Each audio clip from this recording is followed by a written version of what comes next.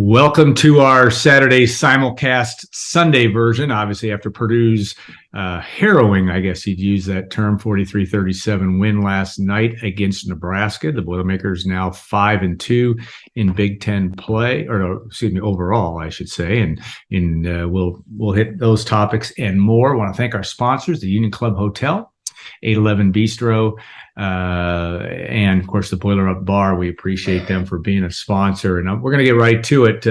Tom, obviously a win is a win, and it's an important one, stating the obvious for Purdue. They had to get through this one, but having a night to kind of sleep on this, your takeaway comes early Sunday afternoon about what you saw and the putting all this a little bit into perspective. Yeah, like you said, Alan, a win is a win. It's been like this all year. Jeff Brom even sort of talked about that in the postseason, sort of almost kiddingly said, hey, if you weren't at the game tonight, you can always be sure to come to Ross-Ade Stadium and watch a four-quarter game. So it's always a struggle. And but for Purdue this year, the struggle has often meant victory. Still so close, yet so far from being perfect, 64 seconds away from perfection. But still, Purdue's found a way to win a lot of these tightrope games recently. This is now 4 victories in a row for the first time since 2018. And Purdue's tied atop the Big Ten with Illinois with a 3-1 conference record. Of course, those teams meet, I believe, November 12th in Champaign. So that's something to look forward to down the stretch. But of course, Purdue still has to take care of business next week at Wisconsin. But yeah, offensively, I think this crew is really clicking, right? Got 101 plays yesterday, 38 first downs, over 600 yards. The windows Aiden O'Connell was thrown into, unbelievable. Devin Mockabee continues to wow. Charlie Jones is back. No sacks were given up. So just a lot of plaudits on that side of the ball. We'll talk about some of the defensive issues, I guess, here soon. But again, offensively, they're really doing good, guys. I was thinking about this morning. Like, just imagine if they had Milton Wright, Brock Thompson, and Garrett Miller to pair with Charlie Jones and TJ Sheffield and Payne Durham. I mean, it's just kind of fun to think about the weapons that could be at the disposal of Aiden O'Connell. And he's doing a heck of a lot, guys, right now without the receivers getting a lot of separation.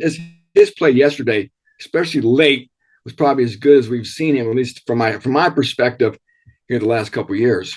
Yeah, that pass, even the 1-yard, 2-yard touchdown pass to Charlie Jones was one of the better. Man, he had to thread the needle there, and that was very, very impressive. Lots of numbers to go through, which I won't bore everybody with. But yeah, Mockabee, the all-time record for a Purdue freshman. And the running game is second best in the Brom era, but and I don't know, it's not the most plays in Purdue history. 101. They ran 107 back in the Sun Bowl back in 2001, but crazy game. Brian, your perspective, obviously, we will talk about the struggles in the pass defense, but your takeaways from what you saw in the Purdue win last night. Yeah, I don't know what more I can say that Tom did. I just think you have to give the offense a lot of credit for picking up the defense, whereas the defense had picked up the offense quite a bit. That's true. The better part of the Big Ten season thus far. But also, I thought Purdue won this game on those kind of money downs. Those fourth downs, those third and longs. Stuff like that. 2 of Purdue's touchdowns came on third downs. There were the 2 third and longs they converted. I think they both led to scores. I'm not sure. Purdue overcoming another one of those first halves where you had opportunities that got away from you. Very easily at halftime, that could have been like a 27 to, I guess it was a 27. It very easily could have been a more robust margin than it was. Yeah.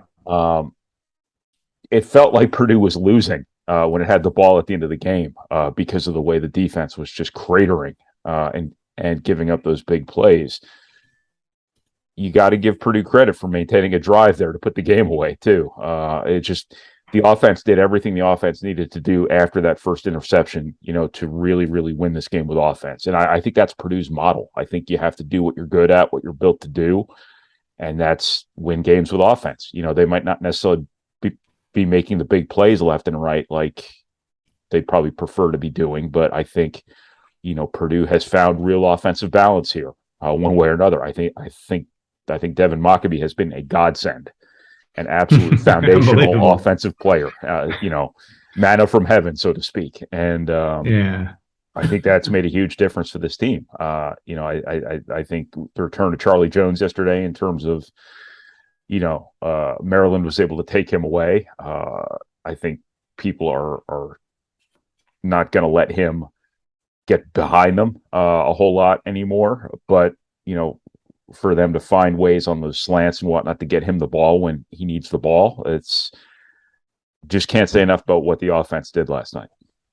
And Tom, I think one thing, and we talked in the fourth quarter too, is Jeff Brom took gambles. I mean, he laid it all on the line. He made some choices that he did not play to lose, so to speak. I thought that was impressive as well. And I think Aiden O'Connell seems to be a good man. Obviously, we've watched him for 4 years doing this in one form or another, but seems to be a good match. And yet, what a crazy game in terms of what Nebraska was able to do in the short-term passing game. And they said, 17 and a half minutes of possession, and they score 37 points. So that's been a while since been happened. But talk about that. I mean, what Jeff Brom had to, that message he continues to send to his team is, we're going to take risk if we have to. And we knew we had to hang on to the football at the end, or didn't want to give it back to him. And he was willing to take a serious risk. The Yassine drop late in the game could have really come back to bite Purdue because he didn't burn that clock, but they overcame that. Yeah, you're right. The being aggressive, I think that's what we've come to expect, I think, from Jeff Brom on both sides of the ball, for better or for worse. And I think it's good to be aggressive if you're the Purdue football coach. And he's got a quarterback, at least offensively, that he has to feel comfortable with being aggressive. And that fourth down call, guys, the last drive of the game, 4th and 1, about midfield, probably inches, really. And inches. Yeah, I was watching some of that. It was like this. I think the ref did like this, but it was about all it was. Go ahead, Tom. Sorry. It was really close. And before you watch it, and my gosh, one Nebraska guy tackled Charlie Jones. Another guy basically clipped and knocked Payne Durham to the ground. So there should have been penalties, but nonetheless, O'Connell still improvising and took it 3 yards to get the first down. Of course, Nebraska used its timeout. Don't forget, guys, Purdue still faced a 3rd and 11,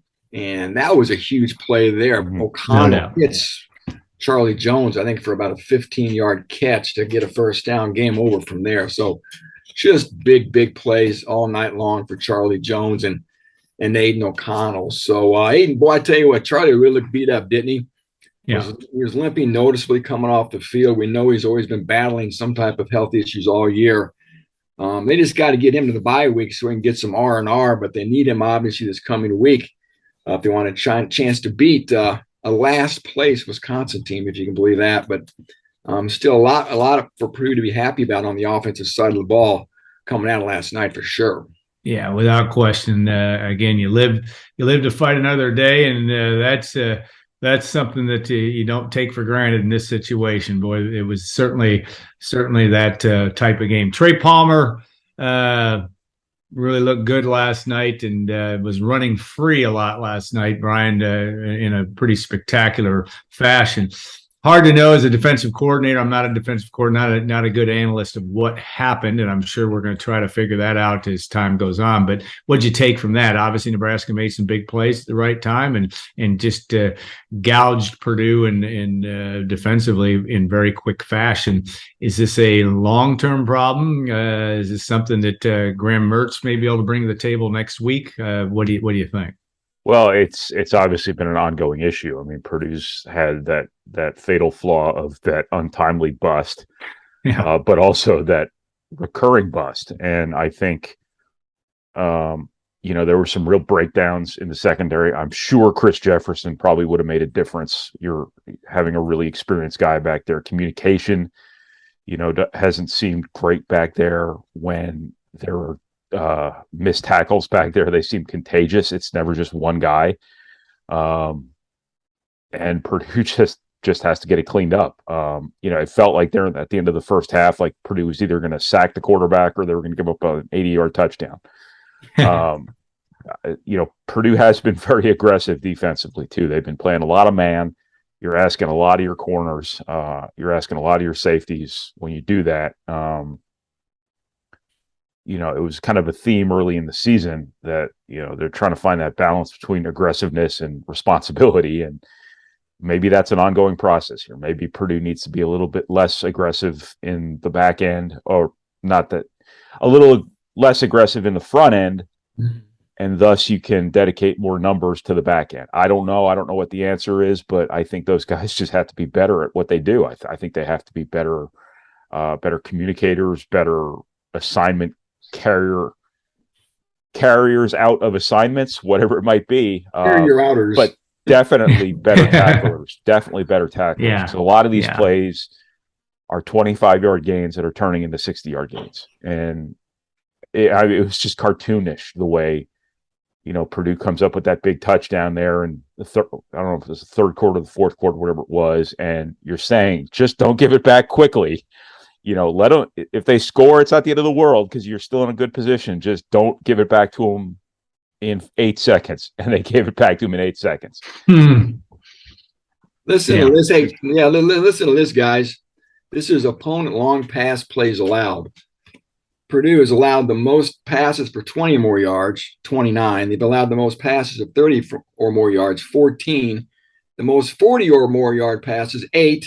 The most 50 or more passes, 5. And the most 60-plus yard passes, 5. So the stats certainly bear out what we all see. No big shock there, but it's just shocking for me when you look at it on this site here. There's a stat site to see, my goodness, all the tremendously long pass plays they have given up this year. And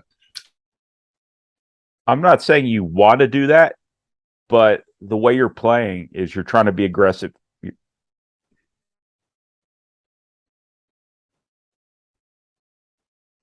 Just almost an attitude thing. I mean, I know he's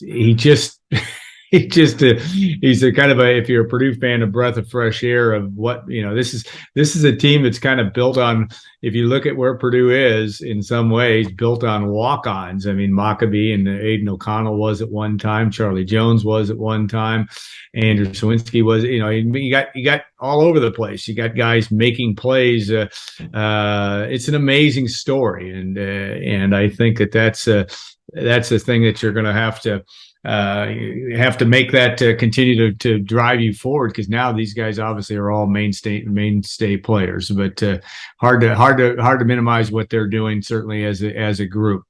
All right, now you turn to Wisconsin, and Wisconsin lost yesterday to Michigan State in overtime. Scored late in the game to get the game to overtime, and then weren't able to get to close it out in overtime. Graham Mertz only threw for 120 yards yesterday, or in that neighborhood. Braylon Allen did run for over 100. I'll start with you, Brian, on this one, I guess, because it's your turn. But, it's been a long time since Purdue's won up there. First question, and I know by the time a lot of people watch this, the line will be out. What do you if you were going to pick a favorite next week? What if you were an odds maker, how would you lay the line for Purdue and Wisconsin? I'll ask both of you, but I'll start with you, Brian. Well, honestly, I mean, it's I think Purdue's pretty good at stopping the run when they can dedicate themselves to the run. I think where they've had problems is giving up those explosive plays in the passing game. Yeah.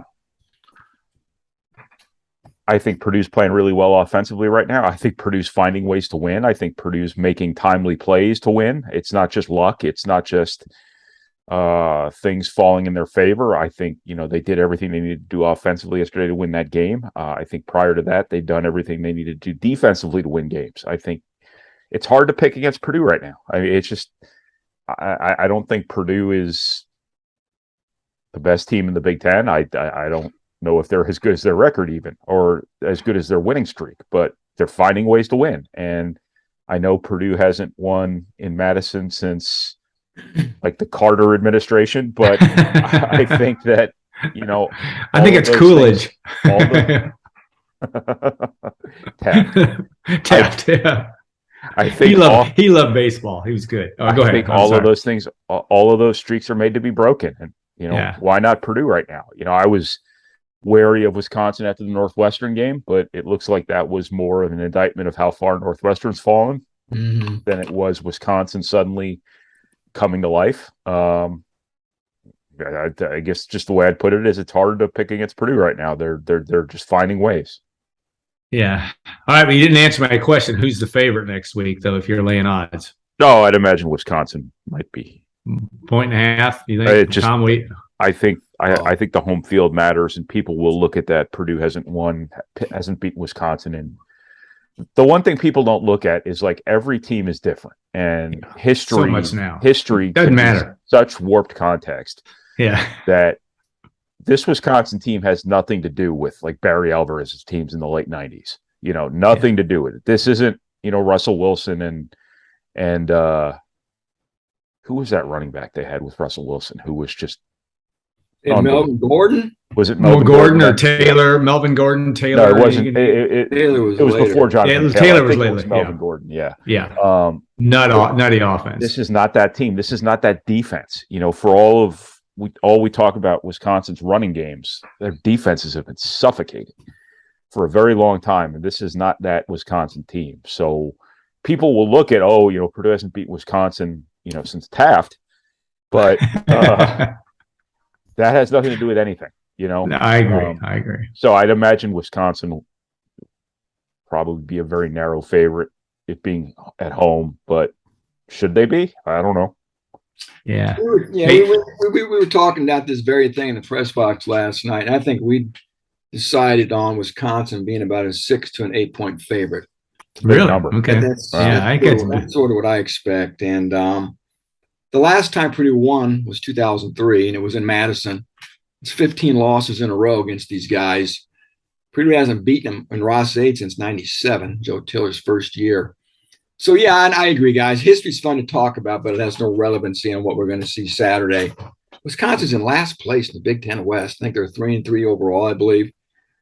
And we all know about the coaching change, the struggles they've had on both sides of the ball. What a gut punch loss yesterday to lose to a moribund Michigan State program. So, yeah, I mean, they look like they're certainly on peak Wisconsin, so a great opportunity for Purdue to keep its momentum going. So we'll see what they can do.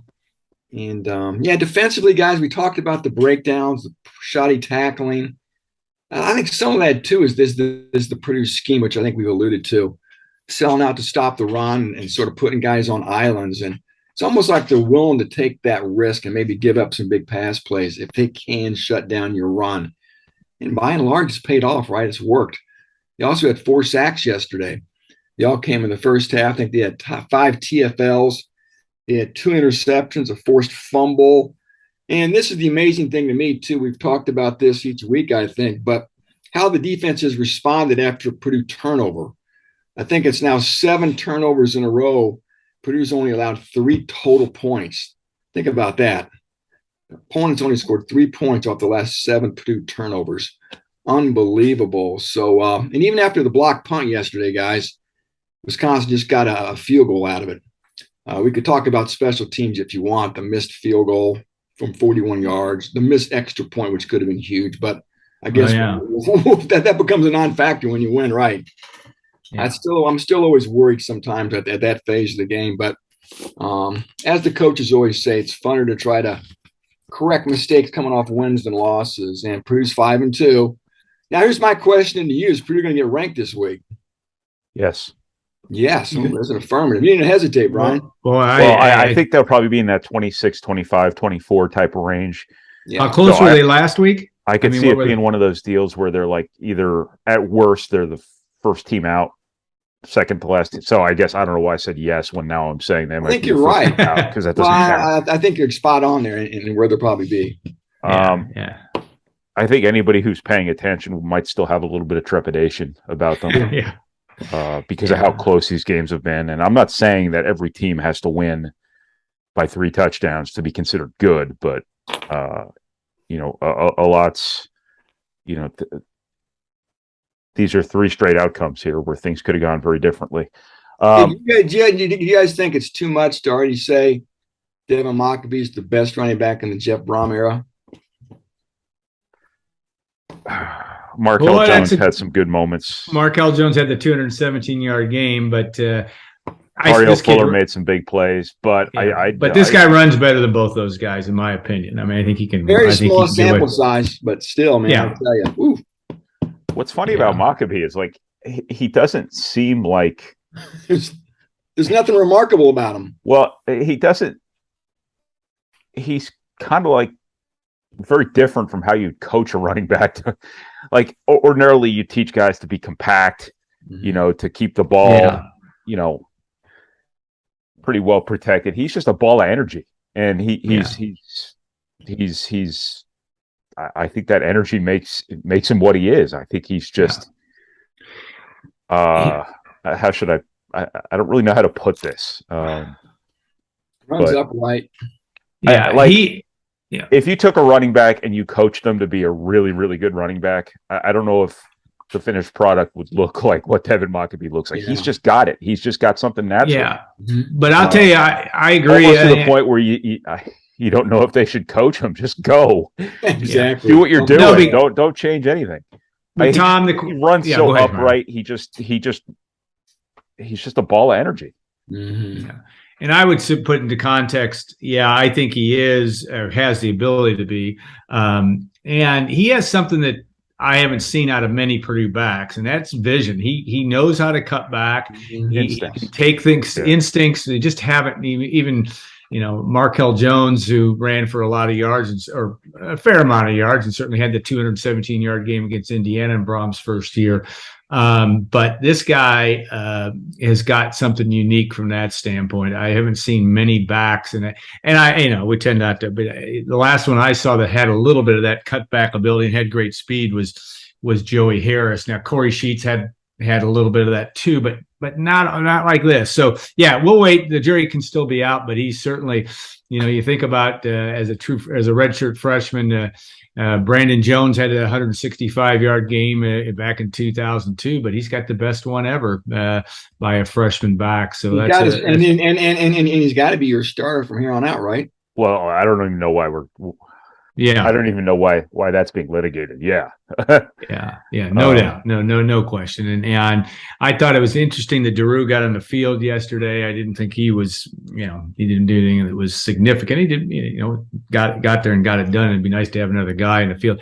And, when's the last time Purdue's only had, last time Purdue had a guy carried the ball 30 times in a game. Of course, that was Markel Jones as well against Indiana, but it doesn't happen very often. Even dating back to 2000 for Purdue, it hasn't happened very often. So, again, they've chose to make him the workhorse, and maybe that had a lot to do with what Nebraska was bringing to the table. I get that, but he catches the ball too. Now he catches the ball. He's got 13 catches too.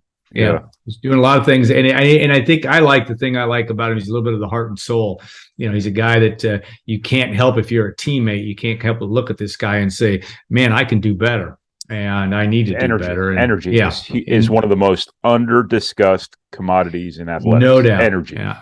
And he is not the most talented guy Purdue's ever had by a mile.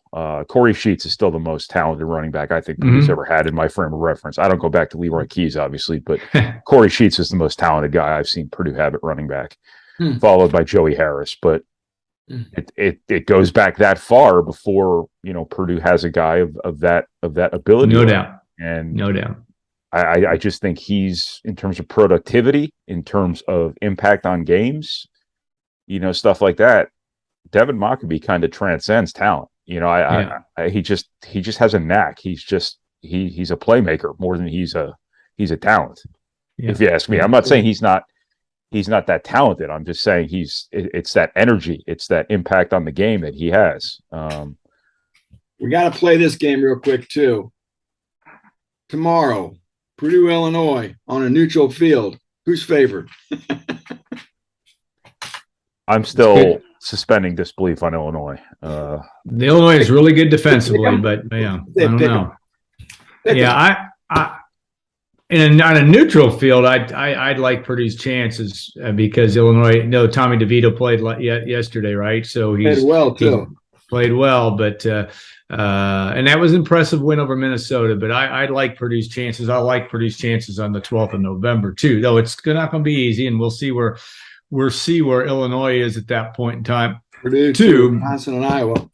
I'm Yeah, telling you what, man, guys, the way Aiden O'Connell played yesterday, How about that? yeah, I would, Hey, I'd be Brian. hard pressed to pick anybody. He's got to be a draft pick. He's a draft pick. Oh, come on, man. You're telling me he's not worth a fourth, fifth, or sixth or seventh round pick with all the crap in the NFL? Yeah. The way he throws a football? Yeah, I don't know. I mean, I don't know enough about to Not say. better than I Sam think he is. Ellinger or Carson Wentz? You're Yeah, telling me Carson Wentz is better? yeah. Carson Wentz is pretty talented. You don't get to that level without really I being. understand. But this guy, the way he throws a football, man, he's a pro. He's a pro quarterback in my book. I don't know. He's 6'3", smart. He's cool.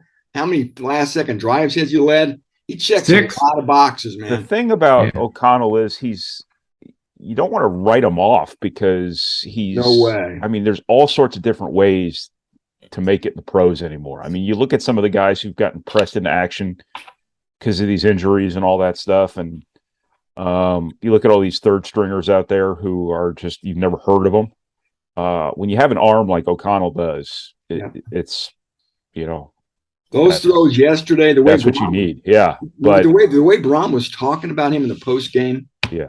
I don't think Braum's much of a hyperbole guy, and he had some pretty high praise for some of the throws that he that made. touchdown throw, the 2 yard. Yeah, one of the throws I've seen. Was the hardest 2-yard touchdown ever scored. Yeah, but that throw was unbelievable. Tough too. Unbelievable throw. Yeah, and that second, third version of Charlie Jones, that was a big time throw. Yeah, but the position is becoming more of a athlete's type of position. You do have to.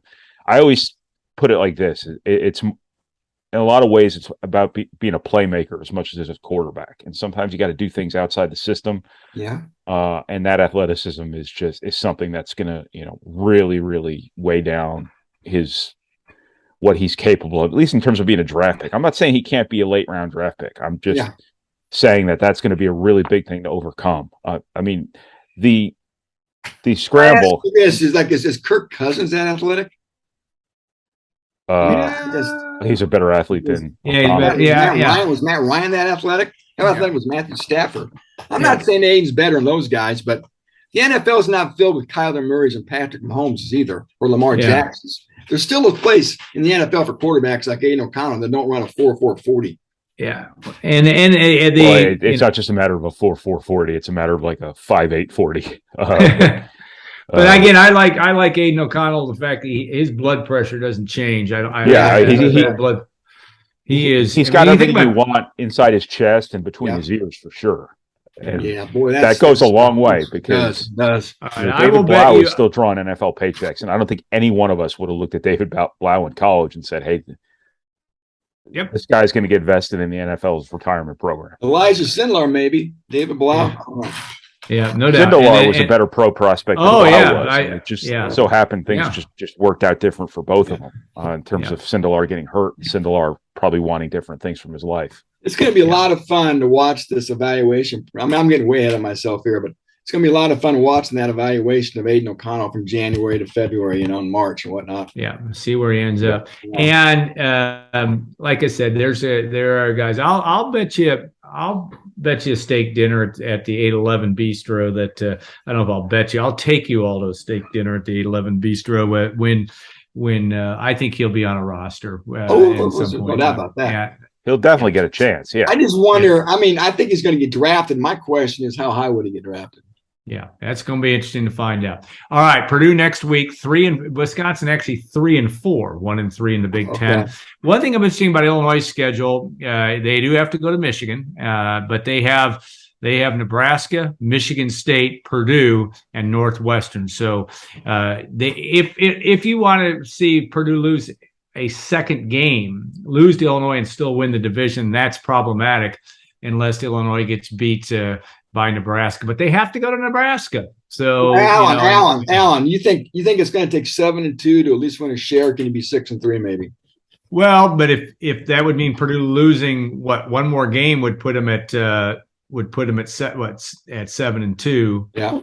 And it just depends who they lose to. But if they lose to Illinois, Illinois would have to have 3 losses head-to-head. So will Illinois have 2 more losses? They'll have 1 more at Michigan. But can they – I think that game on October 29th, again, we're getting ahead of ourselves, but that's what we do for a living. Illinois and Nebraska, can Nebraska beat them there? They probably aren't going to lose to Michigan State. And they're not going to lose to Northwestern. That part seems these next two for Purdue, guys. Yeah. At Wisconsin, off, at home to Iowa. Going to be big games. That's fun to have that part figured out. What scares you about the Iowa game? I'm scared of it. What scares you about the Iowa game is that Iowa can't score. Yeah. Right? They cannot score. But it could be one of those typical Iowa ugly 6-3 type of games, and then Purdue has a bust in its secondary, like it has been, and all of a sudden a 10-3 deficit feels like it's about 21-0. Yeah. The way they play. I think they don't beat themselves usually. I think we are established one thing, and that is Purdue cannot look past anybody in the rest of its schedule, maybe with the exception of Northwestern on November 19th. I think IU's pretty good. IU's not very good, but it's Indiana and Northwestern, terrible. But I do think that to get to that point, Purdue's got to really, really button it down, and it'll be a fun thing to figure out. Hey, guys, real quick, before we sign off, my mom got a new refrigerator. Exciting. So they had to pull the old fridge out. And you're not going to believe what had fallen behind the back of the fridge that I found yesterday. Look at this. Almost mint condition. 2013 Darrell Hazel football pocket schedule. Wow. How much money can I get for that on eBay, you think? Look at that. $1.95. How scary does he look there? Wow. Reshape, rebuild, return Purdue. How about that? How'd that go? Yeah. It didn't go well. Darrell's a good guy, though, but didn't work out for him as a football coach, that's for sure. All right, guys, on that note, we'll bring this to a close. Thanks so much for all of you enduring our rambling, but we had some interesting comments. That's part of the fun of this show. Tom always likes to build some good arguments in there, and he's right. We don't know what some things to think about. That's half the fun of being a college football fan and an observer. All right, thanks to the Union Club Hotel, the 811 Bistro, and the Boiler Up Bar. We will be back next week. We'll probably do this. We'll do this Saturday night because it'll be a 3:30. They'll probably be kicking Tom out of the Camp Randall press box. So he'll be drinking beer, and he won't be drinking beer. I've got to make sure I've got a plan B. And he won't be drinking beer in the Wisconsin Union, but he might be in the Wisconsin Union when we do next week's show. But of course, Purdue, Wisconsin at State Street brats. Oh, yeah. A lot of good place to eat there. So 3:30 next week, and we'll look forward to doing that. All right, we will sign off.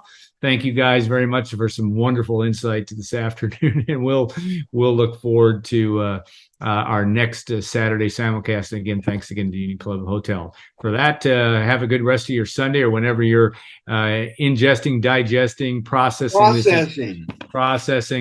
All those kinds of things. We appreciate that. So have a good one, all, and we'll talk to you next week.